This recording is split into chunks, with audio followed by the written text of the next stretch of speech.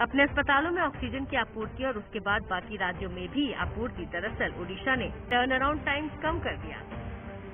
यानी कि अगर एक ऑक्सीजन के टैंकर को 30 किलोमीटर प्रति घंटे की रफ्तार से ओडिशा से महाराष्ट्र जाने में 3 दिन लगते थे और 3 दिन आने का समय तो करीब 7 दिन का समय सिर्फ एक टैंकर पर खप जाता था।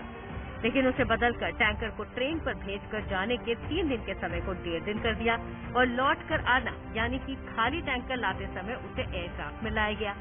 ऐसे में 7 दिन के समय को लगभग 2 से 3 दिन के समय में तब्दील कर दिया गया और ऑक्सीजन की सप्लाई कई गुना ज्यादा बढ़ गई। बहुत कम समय में अपना जो इंडस्ट्रियल ऑक्सीजन प्रोड्यूसर्स थे उनके साथ बैठ के हमने उनका जो प्रोडक्शन रैंप अप किया।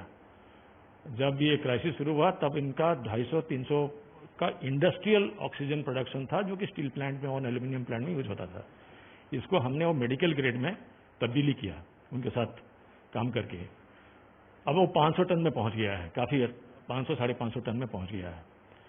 और जब ये डिफरेंट स्टेट्स को जब सप्लाई करने हम लगे तब देखा कि जो ट्रक्स और ये जो मूवमेंट हो रहे थे इनमें काफी इनएफिशिएंसी था, इसलिए स्टोरेज का भी जरूरत हमको लगा कि करना चाहिए।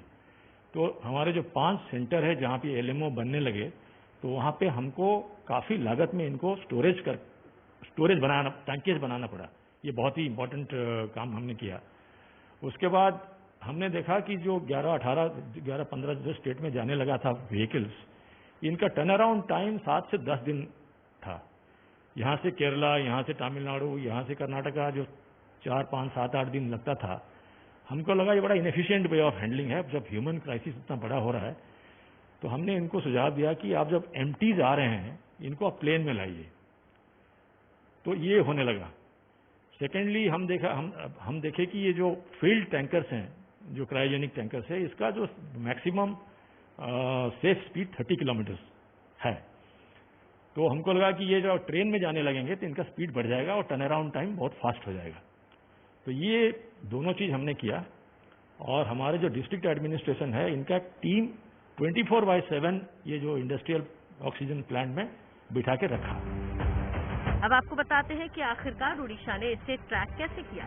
इसके लिए दरअसल आला अधिकारियों का एक व्हाट्सएप ग्रुप बनाया गया जिसके जरिए ये जानकारी रियल टाइम मिलने लगी कि कब कौन सा ट्रक या कब कौन सा टैंकर कहाँ है।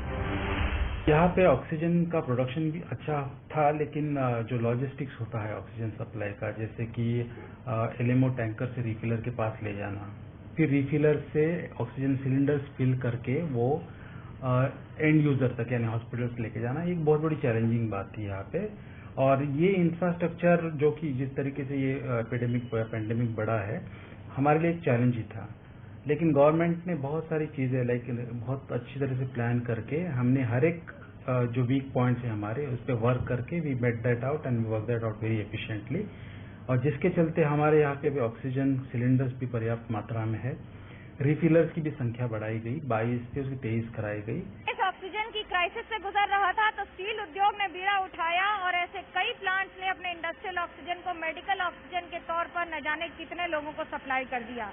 घाटा और मुनाफा तो बाद में आएगा, लेकिन ये ध्यान रखा गया कि सबसे पहले देश हित आगे और देश के लिए, अगर देश की जनता के लिए देश की जरूरत के समय काम ना आए तो फिर देशवासी कैसे। आखिरकार इसी कहते हैं make in India, made in India, made for India. Camera person Suraj Pandey के साथ मनोज्ञा लोईवाल, अंगुल, ओडिशा, एबीपी न्यूज।